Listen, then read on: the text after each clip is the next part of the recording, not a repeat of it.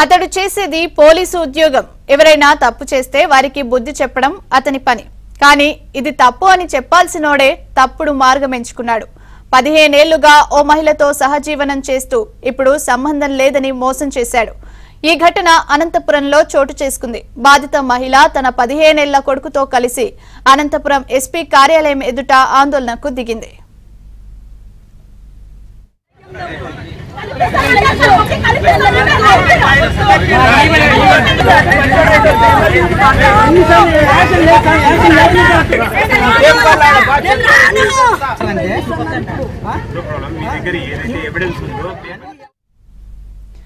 అనంతపురం నగరంలో ఏఆర్ఎస్ఐగా పనిచేస్తున్న చంద్రశేఖర్ 15 ఏళ్లుగా తనతో సహజీవనం చేసి ఇప్పుడు తనని మోసం చేశాడని అంజలి అనే మహిళ అనంతపురం ఎస్పీ కార్యాలయం ఎదుట ఆందోళన వ్యక్తం చేసింది.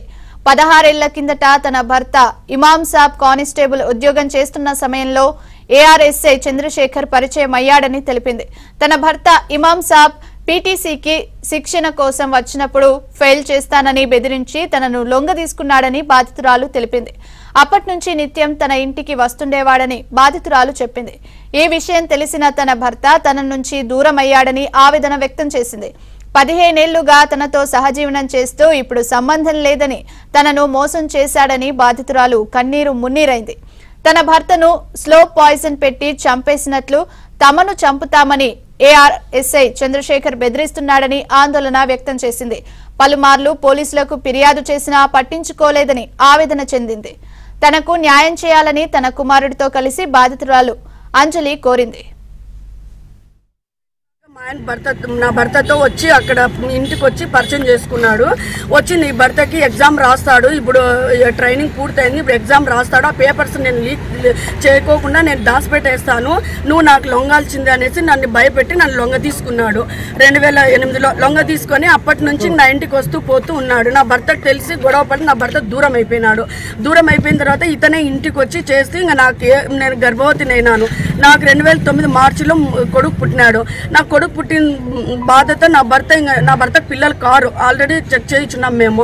నా భర్త ఇదంతా తెలిసి నా భర్త దూరంగా ఎక్కడికి వెళ్ళిపోయినాడో నాకైతే తెలియదు. కొద్ది రోజులు కనపడలేదు నాకు, 2 నెలలు.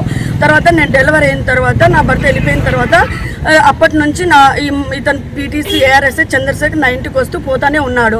ఇంక నా భర్త చనిపోయినాడు అయిన తర్వాత ఇంక మనకే కదా బిడ్డ పుట్టిండేది, నేను ఇంటికి వస్తాను, నేనే చూసుకుంటానని నాకు హామీలు ఇచ్చి మాకు అన్ని చూసుకొని ఈరోజు నాకు భార్య పిల్లలు ఉన్నారని 15 ఏళ్ళు నాతో కాపురం చేసిండేది అతను. ఇప్పుడు ఏం చేస్తున్నాడంటే అతను నేను ఇంటికి రాను, నాకు భార్య పిల్లలు ఉన్నారు, నీ సావు నువ్వు సావు ఎట్లన్నా బతుకు అని చెప్తున్నాడు.